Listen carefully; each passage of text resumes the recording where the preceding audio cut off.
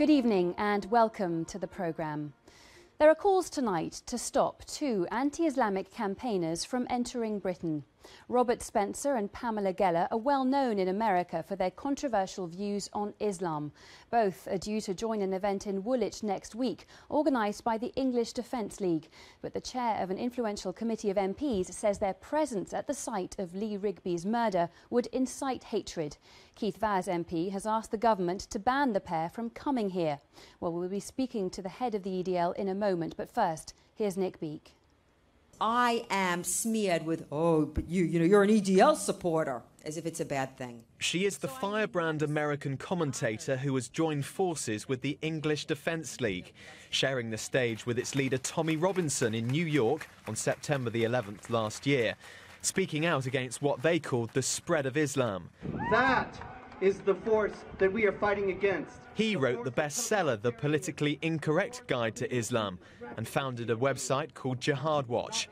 Supporters say they tell it like it is. Critics say both demonise Muslims and shouldn't be allowed into the UK to speak at an EDL march to Woolwich. It will take away police resources at a critical time in the summer when they've got a lot of other things to do. And it will give the oxygen of publicity to two people whose views many people find abhorrent.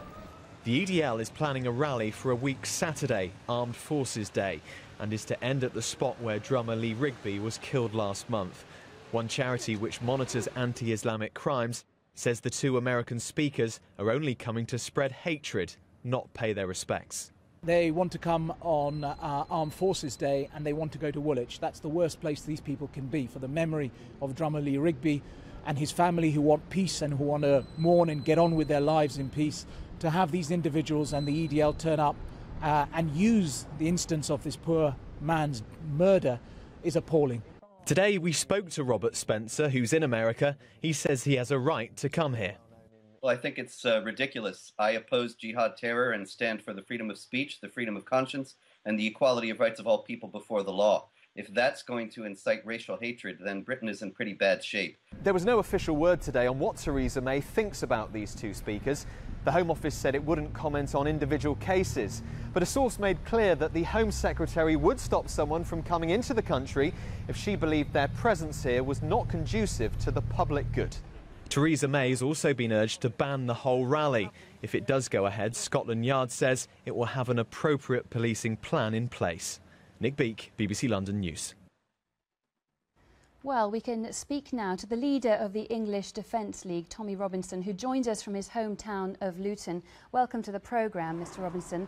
First of all, Robert Spencer has written a book called Religion of Peace, Why Christianity Is and Islam Isn't. Here's a quote from Pamela Geller's website. Islam is the most anti-Semitic, genocidal ideology in the world. These sorts of views are going to offend and upset lots of people, aren't they? Muslims and non-Muslims alike. What are you trying to achieve other than cause division? Well, those views are true. And when we hear Keith Vaz and politicians talking about these people being stopped entry into this country, this week we had a Saudi hate cleric enter this country who says it's okay for Muslims to beat their wives. We have hate preachers on every street corner in this country, in every town and city. These two people stand for freedom. They're the first two people to fly into this country to show solidarity with our armed forces. This is not a protest, it's a charity walk by myself and Kevin Carroll from Westminster to Woolwich. We're laying flowers. Robert and Pamela are not giving speeches, they're coming to show solidarity with our armed forces. They're going to lay flowers. I don't see what the big deal with this is. And all these people coming out saying they need to be banned. Mr Robinson, given that the murder of Lee Rigby has affected communities, all communities so deeply, you're going to be inflaming tensions, aren't you? What do you think you're going to be doing for community relations? Well, for community relations, by trying to pretend there's not a problem, that doesn't solve community relations. It doesn't help community cohesion. By pretending that his murder had nothing to do with Islam, that doesn't solve anything either. That's just adding to the problem. We've seen a slow progression in this country from attacking our troops in Luton to attacking them in Dagenham to burning poppies to beheading our armed forces. And people have had enough of it. Now, what we're doing actually on Armed Forces Day has nothing to do with the English Defence League. It's not an English Defence League event. It's individuals going to lay flowers and show respect. That's all it is. And that's what we will be doing in Mr Robinson, the family of Lee Rigby asked for calm and respect in the wake of his murder. You have to admit that you are being provocative. You're not exactly following their line, are you?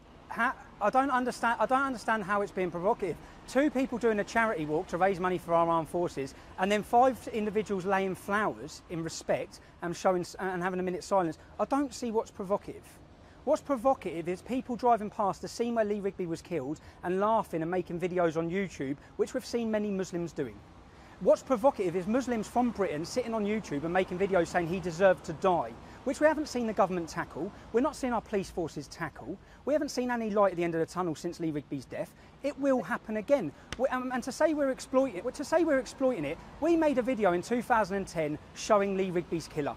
We tried to warn it of it. You are absolutely we're trying now to warn the government. You are absolutely provoking tensions by inviting these people who are known for their radical views, and you know that they are going to upset the wider community in Woolwich. When you say radical views, William Gladstone, one of our previous prime ministers, he said there will never be peace on this earth so long as we have the Quran. It's an accursed and violent book. Sir Winston Churchill said Islam in a man is like rabies in a dog.